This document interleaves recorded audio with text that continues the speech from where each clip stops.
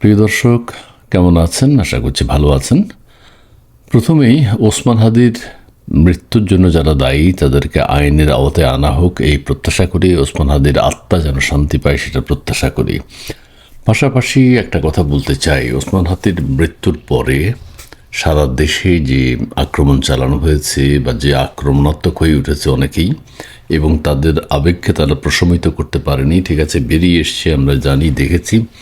এবং যেভাবে ভাঙচুর করা হয়েছে, জ্বালাও পোড়া করা হয়েছে, সম্পদ নষ্ট করা হয়েছে, প্লাস প্রাণহানি ঘটানো হয়েছে, সব কিছু মিলেই এক ধরনের কথা উঠেছে। পাশাপাশি প্রথম আলো এবং ডেইলি স্টারের উপরও আক্রমণ করা হয়েছে, জ্বালিয়ে পুড়িয়ে ছারখার করে দেওয়া হয়েছে। অনেকের মৃত্যু আশঙ্কা ছিল, হয়তো কেউ মারা যায়নি। কিন্তু এখানে দুটি কথা অনেকে বলছেন যে ঠিক আছে, আবেগ প্রশমিত করার জন্য অনেক জায়গায় অনেক কিছু করা হয়েছে, কোনো অসুবিধা নেই। কিন্তু প্রথম আলো এবং ডেইলি স্টারে তো অনেকেই কাজ করে, চাকরি করে। আমার, আপনার ভাই, কারো সন্তান, কারো বোন, কারো ভাই, কারো স্ত্রী।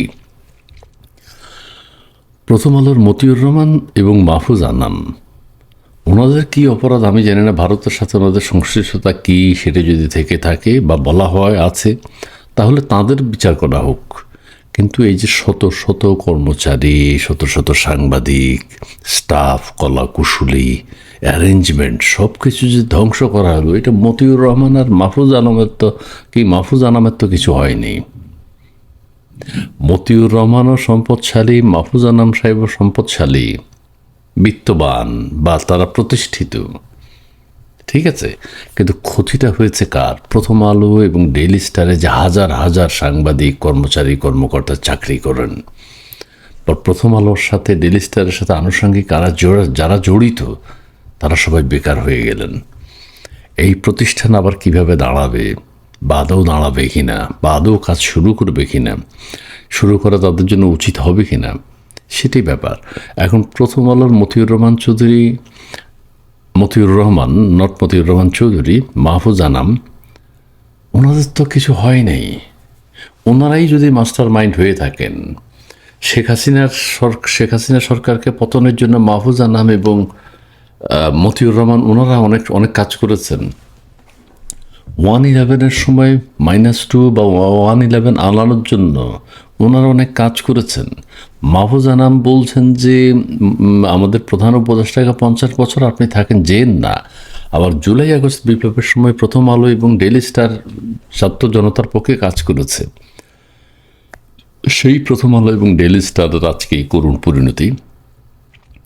ভারতের সাথে তাদের সংশ্লিষ্টতা কি ছিল, থাকলেও সেটাকে অপরাধমূলক নাকি?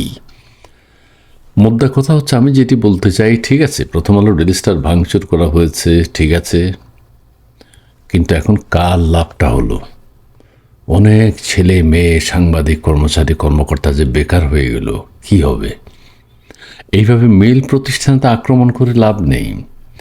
এর আগে যে মিল ফ্যাক্টরিতে আক্রমণ করা হয়েছে, বেকার হয়েছে কারা? সাধারণ শ্রমিক, সাধারণ মানুষ, সাধারণ জনতা, যারা ওখানে কাজ করতো। ওদের সাথে অনেক ফ্যামিলি সংশ্লিষ্ট আছে, ওদের পরিবারবর্গ আছে, সেগুলো এখন সেই পরিবারগুলোর মধ্যে এখন হাহাকার।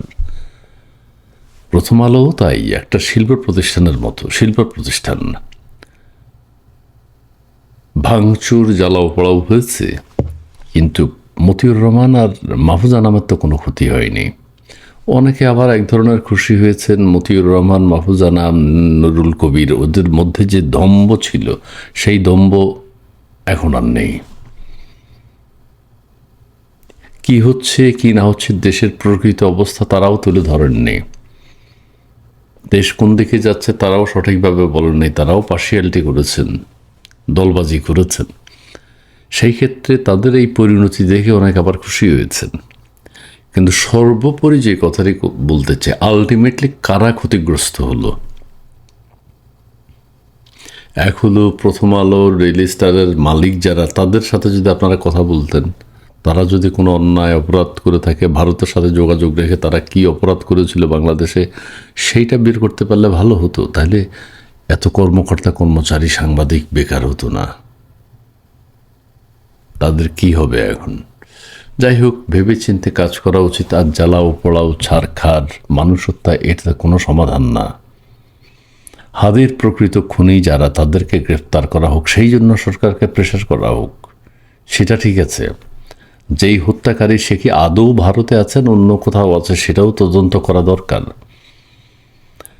আততায়ী গুলিবর্ষণকারী কিভাবে পালালো দেশ থেকে, সেটাও খুঁজে বের করা দরকার।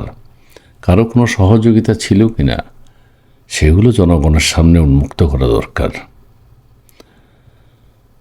যাই হোক, আমি অনেকে বলছেন ভেবেচিন্তে আন্দোলন সংগ্রাম যাই হোক সেটি করা উচিত। আশা করছি আমাদের সবার শুভ বুদ্ধির উদয় হবে।